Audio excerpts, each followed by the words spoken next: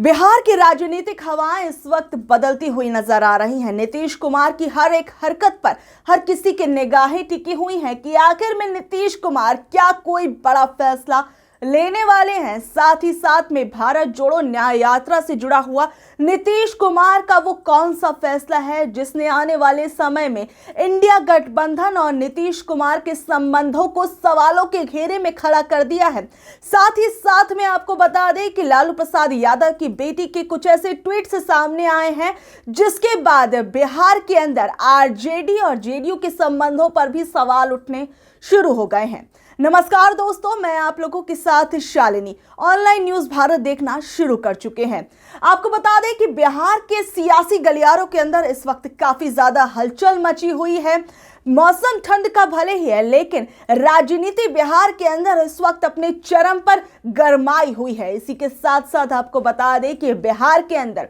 नीतीश कुमार की तरफ से पहले ये कहा गया था, ये बताया गया था कि नीतीश कुमार राहुल गांधी की भारत जोड़ो न्याय यात्रा के अंदर बिहार में पूर्णिया के अंदर शामिल हो सकते हैं। लेकिन फिर एक बार नीतीश कुमार की तरफ से इस यात्रा को लेकर एक नई बात कही गई है। ये जो आपको बता दें, इस खबर के अंदर जो एक बड़ा बदलाव हुआ है वो बदलाव ये है कि नीतीश कुमार अब इस यात्रा से नहीं जुड़ेंगे। यानी भारत जोड़ो न्याय यात्रा जो है जब बिहार के पूर्णिया में होगी तो उस वक्त नीतीश कुमार वहां नजर नहीं आएंगे। उनकी पार्टी की तरफ से कहा गया है कि पटना के अंदर वो किसी कार्यक्रम में रहेंगे, जिस कारण वो वहां पर नहीं आएंगे। तो देखिए, नीतीश कुमार का जब इस भारत जोड़ो न्याय यात्रा के जुड़ने की जो खबर सामने आई थी तब ये कयास लगाए गए थे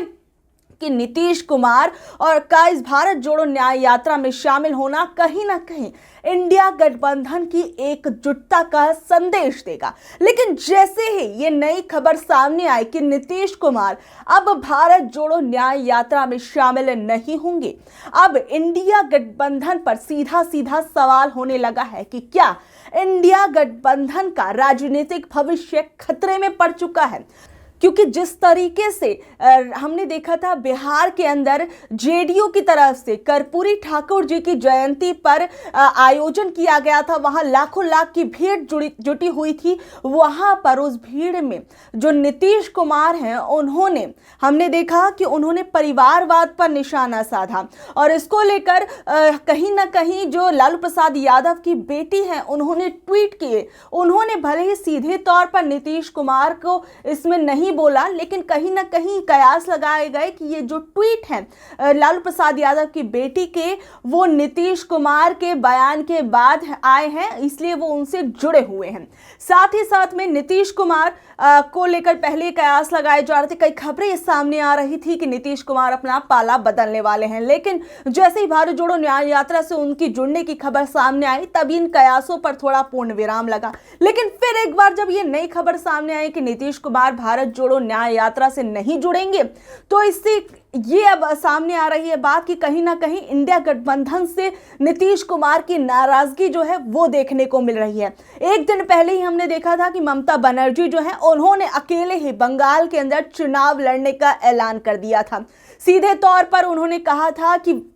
वो अब कांग्रेस के साथ चुनाव नहीं लड़ेंगी, वो इंडिया गठबंधन का हिस्सा रहेंगी, लेकिन वो बंगाल के अंदर जो है अकेले ही चुनाव लड़ेंगी। और अब उसके अगले दिन नीतीश कुमार जिस तरीके से उनका ये फैसला सामने आया है तो कहीं ना कहीं इंडिया गठबंधन के राजनीतिक भविष्य पर सवाल उठने लगे हैं। क्योंकि जिस तरीके से बंगाल के अंदर देखा गया, बिहार के अंदर पहले ही नीतीश कुमार को लेकर तमाम कयास लगाए जा रहे थे, वहीं पंजाब के अंदर भी दबी आवाज में कहीं ना कहीं आम आदमी पार्टी ने कह ही दिया है कि वो भी अकेले ही पंजाब के अंदर चुनाव लड़ेगी। लेकिन उससे पहले आपको बता देते हैं कि नीतीश कुमार जो हैं उन्होंने अपनी रैली के अंदर ऐसी क्या क्या बातें बोली थी, जिसके बाद लालू प्रसाद यादव की बेटी का जब ट्वीट सामने आया तो राजनीतिक हलकों के अंदर बहुत ही ज्यादा हलचल मचने लग गई कि भैया अब जो आरजेडी है और जेडीयू है उन दोनों के बीच में कुछ ठीक नहीं चल रहा है और आने वाले समय में ये दोनों पार्टियां अलग नजर आ सकती हैं। तो आपको बता दें कि जो नीतीश कुमार जब कल सभा के अंदर कर्पूरी ठाकुर जी की जयंती पर जब अपना भाषण दे रहे थे तो उस दौरान कई लोगों की भीड़ वहां पर मौजूद थी और उस दौरान उन्होंने कहा था कि और उस दौरान उन्होंने परिवारवाद पर सबसे बड़ा हमला बोला था। उन्होंने कहा कि आजकल तो लोग अपने परिवार को ही आगे बढ़ाते हैं, लेकिन कर्पूरी जी ने कभी भी अपने परिवार को नहीं बढ़ाया। उन्होंने नीतीश कुमार जी ने कहा कि जननायक कर्पूरी ठाकुर जी से सीखकर हमने भी कभी अपने परिवार को आगे नहीं बढ़ाया है। उन्होंने कहा कि कर्पूरी ठाकुर जी के जाने के बाद हमने उनके बेटे रामनाथ ठाकुर को आगे बढ़ाया। अब कौन क्या बोलता है, बोलता रहे। नीतीश कुमार के द्वारा परिवारवाद पर हुए इस हमले को लेकर बीजेपी ने प्रतिक्रिया देते हुए इसे आरजेडी से जोड़ डाला और बीजेपी नेताओं ने कहा कि नीतीश कुमार का अपने गठबंधन की तरफ ये इशारा है, क्योंकि जिस तरीके से कहा जा रहा था कि कुछ वक्त पहले ही कि आरजेडी और जेडीयू के बीच में कुछ चीजें ठीक नहीं चल रही। बिहार के अंदर लालू प्रसाद यादव की तरफ से जेडीयू पर यह दबाव बनाया जा रहा है, नीतीश कुमार पर यह दबाव बनाया जा रहा है कि जो तेजस्वी यादव हैं उनको बिहार का मुख्यमंत्री बनाया जाए। और जब ये दोनों ही पार्टियां एक साथ आई थी और बीजेपी को किनारे कर दिया गया था, उस वक्त ये बताया जाता है कि इन दोनों पार्टियों के बीच में ये डील हुई थी कि बिहार जो है वो हम संभालेंगे और दिल्ली की राजनीति जो है नीतीश कुमार संभालेंगे। इन दोनों पार्टियों के बीच में ये बात कहा गया कि ये चीजें हुई थी, लेकिन अब जो है उस डील के मुताबिक नीतीश कुमार काम नहीं कर रहे हैं और वो डील मानने को तैयार नहीं, जिस कारण से लालू प्रसाद यादव जो है वो नीतीश कुमार से कहीं ना कहीं नाराजगी उनकी चल रही है अंदर खाने। क्योंकि कल जब वो भाषण दे रहे थे तो वहीं पर जिस तरीके से आरजेडी और जेडीयू की सरकार जो है बिहार के अंदर चल रही है, तो दोनों पार्टियां एक ही जगह पर अपना भाषण दे सकती थी, लेकिन उसके बावजूद दोनों पार्टियों की